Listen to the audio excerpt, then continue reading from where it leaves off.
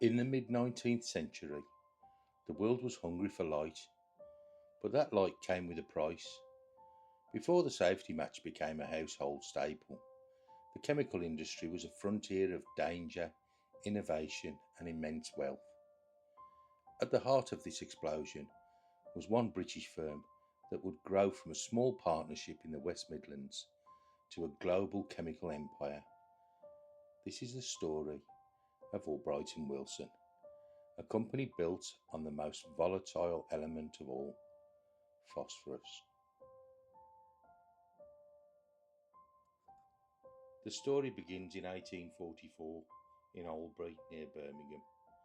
Arthur Albright, a devout Quaker with a keen eye for chemistry, joined forces with John Edward Wilson. I have to say at this point it's impossible to get an image or a portrait or a painting of John Edward Wilson anywhere. Anyway, the timing was perfect.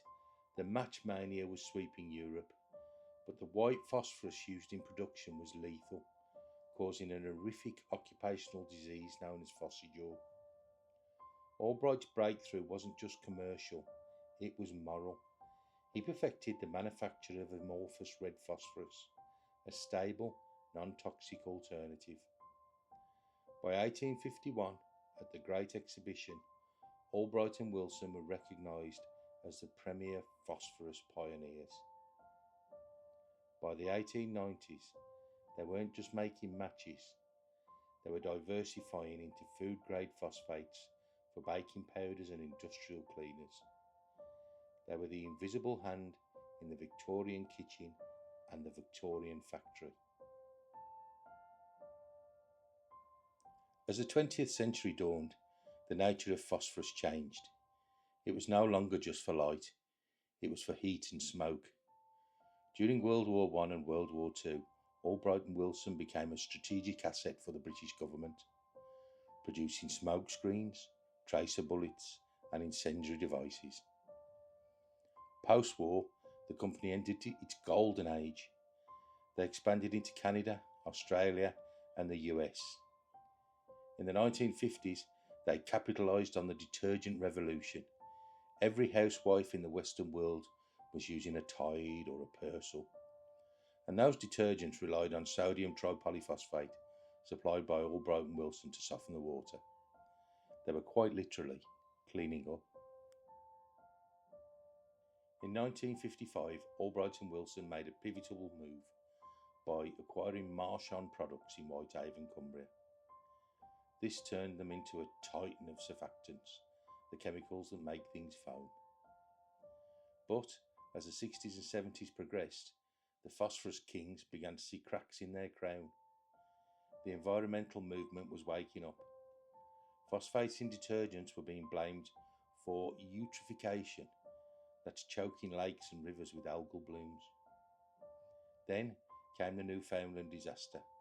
In the late 1960s, their plant at Long Harbour, Newfoundland, caused a massive red tide of dead fish, leading to a temporary shutdown and a PR nightmare.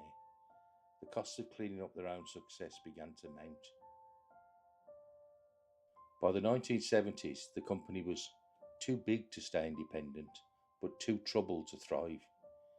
In 1971, the American firm Tenneco began buying shares, eventually taking full control in 1978. For 2 decades, Albright and Wilson operated as a subsidiary, losing its independent identity. In 1995, Tenneco spun them back off onto the London Stock Exchange. It was a brief moment of independence, but the chemical landscape had changed. They were fighting off cheaper competitors from China and stricter environmental regulations across Europe. The once mighty Albury plant, which was once the centre of the phosphorus world, was now a symbol of a fading industrial past. The end came quickly at the turn of the millennium.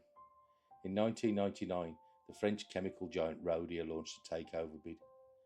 After a brief bidding war, Albright and Wilson was sold for roughly £526 million. Rhodia began the process of dismantling. Some divisions were sold to Huntsman, others were shuttered. The Albright and Wilson name which had stood for 150 years of British industrial ingenuity, were scrubbed from the gates of the factories. Today, the legacy is mixed. There are the brownfield sites and the environmental clean-up projects, but there is also the memory of a company that transformed chemistry, enabled the safety match, and put Albury on the global map.